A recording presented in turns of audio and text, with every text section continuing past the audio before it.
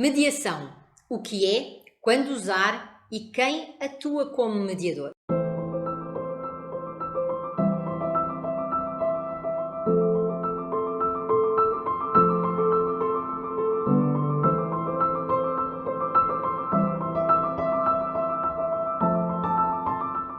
O meu nome é Dulce Nascimento e sou especialista em resolução estratégica de conflitos. Na atualidade, o processo de mediação encontra-se regulamentado em diversos países. No Brasil, em especial, temos não só a Lei de Mediação, como o Código de Processo Civil e a Resolução 125 de 2010. Estes são os três principais diplomas que regulamentam a mediação. Mas o que é este processo? Bom, o artigo 1º da Lei de Mediação diz que mediação é a atividade técnica exercida por um terceiro imparcial. Continuamos com a mesma pergunta: o que é essa atividade técnica? E por isso nós temos que juntar toda a regulamentação legal e construir uma definição. Nessa definição, e a minha proposta é indicar a mediação como sendo um processo onde é facilitada a comunicação entre os intervenientes que mantêm uma relação continuada na busca dos seus interesses objetivos, mensuráveis e subjetivos, que têm de ver com questões relacionais, com questões emocionais e com questões internas também naquela situação em concreto.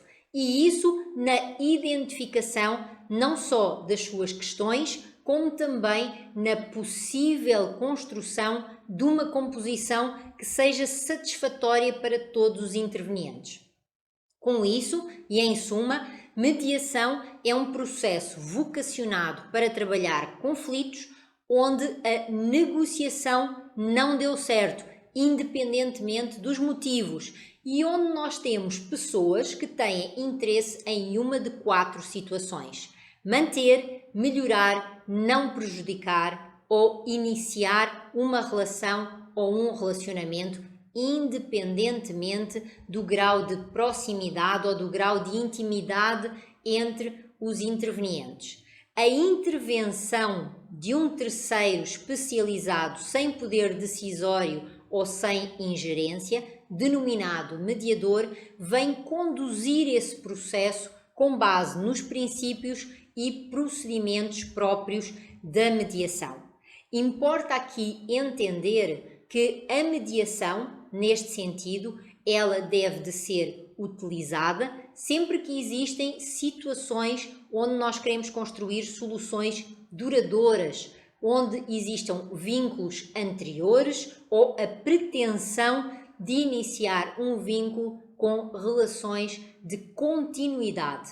Aí nós vamos precisar de identificar no seu contexto a existência dos elementos subjetivos e objetivos, de manifestações de desgaste emocional, seja por mágoa, desilusão, expectativa e também questões de perda de confiança ou falta de comunicação. Essas são as situações que nos revelam como sendo a mediação o método mais adequado. E o mediador, quem é e o que faz? Desde logo podemos defini-lo como sendo um técnico especializado na prevenção, gestão e resolução de conflitos, sem poder decisório, com formação específica no processo de mediação, nos procedimentos, nas regras, nos princípios, mas também no que eu denomino do triângulo do conhecimento consensual, ou seja, ele precisa de ser especialista em comunicação, em conflito e em negociação. Ele é escolhido ou aceito pelos intervenientes por meio de procedimentos próprios. Se nós estivermos a falar da mediação judicial, vamos ter uns procedimentos. Se estivermos a falar da mediação extrajudicial ou privada, vamos encontrar outros distintos. Mas de uma forma ou de outra, ele tem igualmente as mesmas funções. Ele está ali para auxiliar a entender o conflito, auxiliar a entender as diferenças, as divergências e com isso potencializar, estimular a identificação não só das posições, como dos interesses, como das necessidades e, essencialmente, o valor dos valores. Restabelecer a comunicação é também uma das suas funções, assim como instigar na construção daquilo que serão as possíveis soluções consensuais para aquela situação em concreto. E a outra pergunta é como ele realiza então essa ação, essas suas funções. Bom, ele vai estabelecer uma escuta empática, potencializar que a comunicação aconteça através da provocação do diálogo e também incitar o tratamento das diferenças de uma forma construtiva, colaborativa e consensual por meio da criatividade na construção dessas soluções que se pretendem de ganhos mútuos. Com esta sua atuação, ele busca não só o entendimento, mas em especial o consenso, ele facilita essa resolução da situação por meio do diálogo e ao estimular a identificação dos interesses, das necessidades e dos valores, instiga a que sejam desenvolvidas soluções consensuais para aquela controvérsia em concreto. A sua atuação, ela ocorre com uma postura de imparcialidade sobre o tema, sobre os sujeitos e também sobre o resultado, além de uma atuação com independência relativamente aos intervenientes e às suas pretensões individuais, para além de isonomia, no sentido de um tratamento de igualdade, sendo essa igualdade tratada com equidade e, consequentemente, sem poder de decisão ou influência nesse resultado.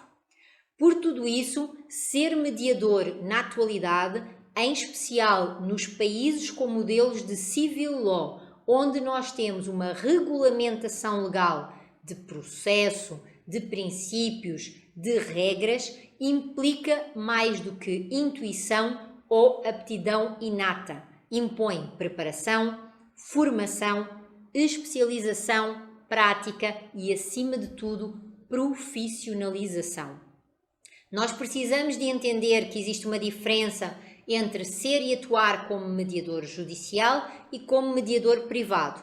No caso da lei brasileira, para se ser mediador judicial, impõe-se que, além de ser uma pessoa capaz, necessita de ter uma graduação há pelo menos 2 anos em curso superior reconhecido pelo MEC, independentemente da área desse curso, tendo obtido uma capacitação que seja uma capacitação reconhecida pelo CNJ, ou seja, observados os requisitos mínimos estabelecidos pelo CNJ para o exercício dessa ação ou dessa atuação e também uma inscrição no cadastro do próprio CNJ.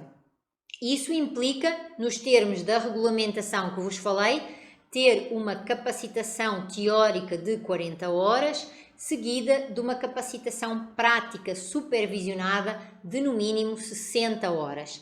Essa é a formação considerada base, capacitação para um mediador judicial, depois desse processo se cadastrar naquilo que é denominado do Cadastro Nacional do CNJ em relação à sua atuação como mediador judicial.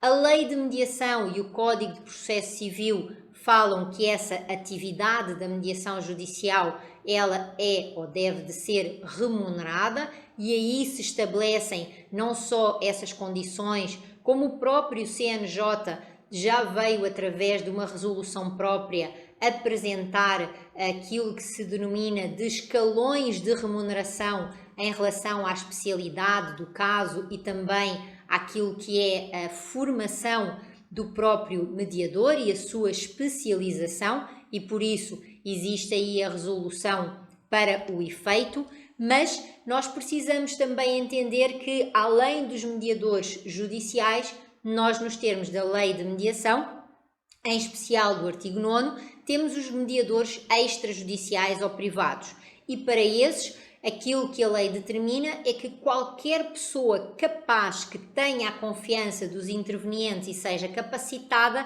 para fazer mediação pode ser denominado e pode ser escolhido como mediador. Aquilo que a lei não refere é o que significa essa capacitação para ser mediador, em especial para ser mediador privado.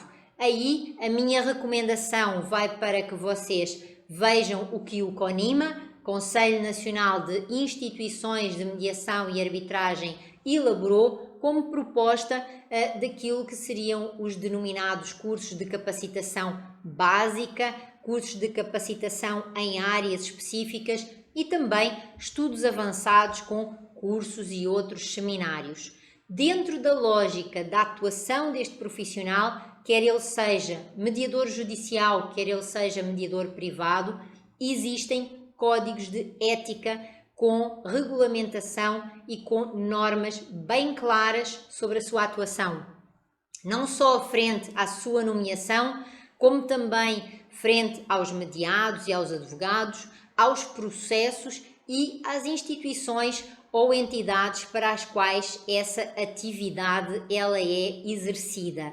Por conta de tudo isso, existem alguns impedimentos, designadamente o impedimento pelo prazo de 1 ano de assessorar, representar ou patrocinar qualquer dos intervenientes, e isso veja-se que é absolutamente impeditivo em relação àquilo que é a chamada profissão de origem do mediador, havendo aí essa questão de que o mediador ele fica desvinculado da sua profissão de origem, tendo sim um dever de informação sobre o que é o processo, sobre quais são as regras, sobre quais são as questões que ali vão ser tratadas, que é diferente do chamado ou denominado princípio de decisão informada, porque essa decisão é do mediado e ela precisa de ser informada pelos técnicos com essas competências específicas, sejam advogados, sejam outros profissionais.